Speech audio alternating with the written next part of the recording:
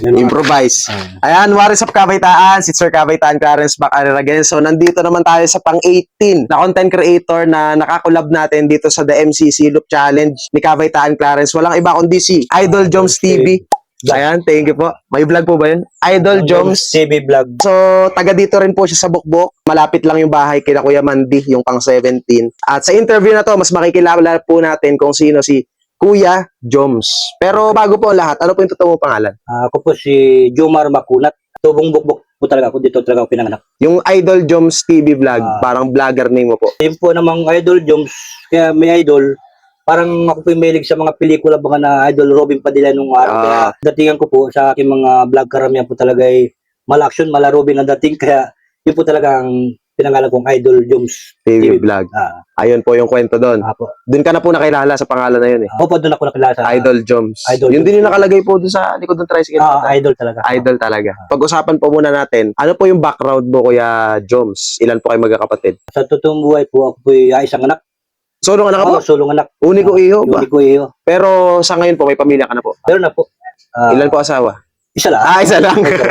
Hindi, ilan po yung anak? Ang anak ko po yung 3, isang nagka-college, isang high school at saka isang elementary. Yung napangasawa po taga dito din? Malayo po ang pangasawa ko, taga Cavite, Dasma. Abaw. Paano naman po, nabihag ni Idol Jones? Taga ang layo pa pala. Kasi nung una, nung ko yung nag-high school, college, ako yung dancer na rin. Nalaman kami ng mga dance contest. Nagkatong ako nagpa-Cavite, binata pa. Ayun, siyempre tayo yung kabataan medyo may pagkagwapo rin tayo, mga idol nung kwa na nung kabataan pa Maligat. May mga dance contest. Si Mrs. naman niya, nasali sa Itbulaga may mga kita kami sa isang event nung kami nagkakilala. Hanggang sa yun na, fast forward po, mag-asawa na kayo. Dito na kayo nakatira? Dito na, pero kami nakatira sa Cavite, kaya may bahay din po kayo sa Cavite? May bahay din. Mas maganda dito sa Marinduque kasi wala ka nang bibilin, magsipag ka lang. Magtanim, paniguradong mabubuhay ka. Kahit ka po walang tanim eh. Kahit walang tanim, mangikasapit ka.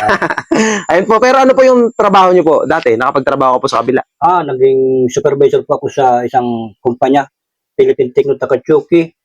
Naging waiter ako sa Manila, sa Malate, sa sikat na restaurant, Zamboanga Restaurant. Tapos sa Milan Restaurant, waiter po ako dyan. Tapos sa Silang, naging quality assurance ako, QA. Sa isang pabrika po yun, mga tiles. Marami. Tapos sa Euromed, sa Silang. Ayan, trabaho din ako dyan bilang supervisor din. Tapos itong nagpamilya ng ani ako, sa totoong buhay katakot na Marinduque, ako hindi man na doon sa nung magkupras. Pero nung ako nakapag-asawa doon, ako natuto magkupras, maglukad, kung tawagin. Ayos ang hanap buhay doon sa atin. Pero ano pong pinakatrabaho niyo dito ngayon sa Marinduque? Ako isang tricycle driver, barangay Kagawad, sa aming barangay. Busy talaga sa hanap buhay. Saan ka po nabiyahe? Ako po yung Bukbok, Mugpog to Putimbuangin. Yan po ang ruta namin. May pila kami sa bayan, sa Mugpog. Tapos dito may terminal sa Putimbuangin, meron din. Pag-usapan naman po natin yung sa vlogging naman. Yan, pagdating sa vlog. Paano ka po napunta sa pagbablog? Ganito kasi para ko may inidolo na vlogger, sina Wamus, si Awit, gamer. Parang naisip ko, nagbablog ka rin lang at naglo-load ka sa cellphone mo. Ayun ang may mula nun, masaya na ko pa kung nakaka 200 views, yun, masaya na. Dumami followers ko, yun, na-monetize. Ayun, kahit pa paano, meron din naman. May natatanggap na po, monetize na. Pero ano po yung mga content na ina-upload nyo po sa Facebook tungkol saan? Funny, videos, mga kalukuhan. Dati, yung misis ko vlogger din yun.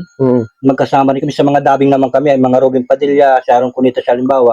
Yung parang ganun, Julina Robin sa Robin ako. Yung dubmas. Yung mga sayaw-sayaw. Ngayon naman, bandang uli, mga action na, mga barilan ako, yung mga yung tingkalan ko, mga kung ano-ano, talagang naputok yan. Ayun po. Ilang followers ka na po pala ngayon sa Facebook? 54K. 54,000.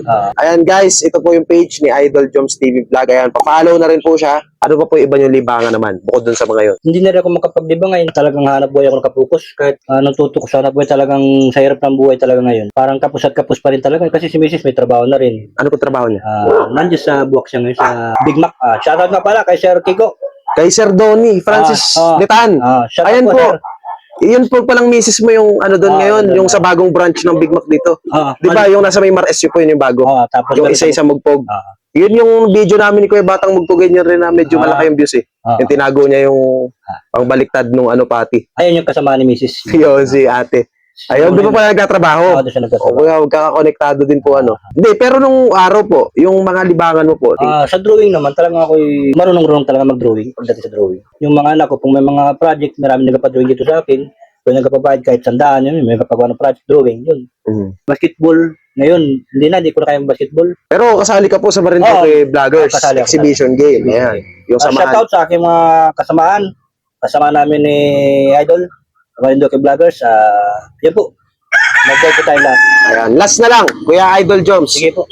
Open mic. Lahat ng gusto mong batiin, sabihin, i-shoutout kung may gusto ka rin i-promote. Sige po. Magandang araw po mga idol. Tol, sa lahat po ng mga nanonood, unang-una po, binabati ko kayo ng isang mga pagpagpalang araw. Sana lumaita sa anumang kapamakan. Binabati ko ng aking asawa na si Melody Makunat. Shoutout, napakasipag mo. Tinutulungan mo kung maghanap buhay para may tagod doon nating pamilya. Mahirap talaga mag-isa naghanap buhay, sa hirap ng buhay. Sa aking mga kapwa-vlogger, ipagpatuloy nyo lang ang pangarap, dire-diretso lang upload na ng upload, huwag kayo mawala ng pag-asa. Makakamit ninyo ang inyong tagumpay na minibiti. Hindi man madaling makuha, pero nagsimula din ako sa nagpakahirap. Ayun lapot, maraming salamat. Ayun po. So, maraming salamat po. At thank you rin, Kuya Joms. Ayan. Maraming salamat. Napaunlakan tayo sa maikling oras. Interview lang po kasi yung nagawa ko ngayon talaga sa kanila kasi napakadami rin po nila ngayong ginagawa. Busy talaga. Pero at least po na-interview natin. Ang content ko po kasi talaga, bukod sa interview, ito yung pinakamahalaga po, yung interview. Bukod po sa interview, yung ini-experience ko mismo yung kung ano yung ginagawa sa buhay ng vlogger na yun. Alam ba, naglulukad, di kasama ako paglukad. Yung actual, na ito po yung talagang araw-araw na ginagawa ni Idol Joms pag hindi nyo siya napapanood sa Facebook. Kasi yung napapanood naman po nila sa Facebook, napakaliit lang na porsyento nun sa buhay talaga na nangyayari sa atin sa araw-araw. So yun po, di bali sa mga susunod po na araw. Sige po. Sa ibang mga pagkakataon, pag medyo maluwag yung schedule. Talagang ang schedule ko ay talagang sa totoong buhay talagang kwan. Ang pahinga na lang din ay gabi.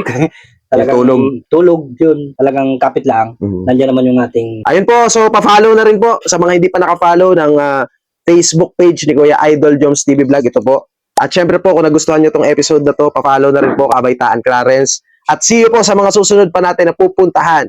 Peace out. Thank you. Thank you po. Kuya Thank you. Joms. Thank you. Tapos walang volume. Wala ka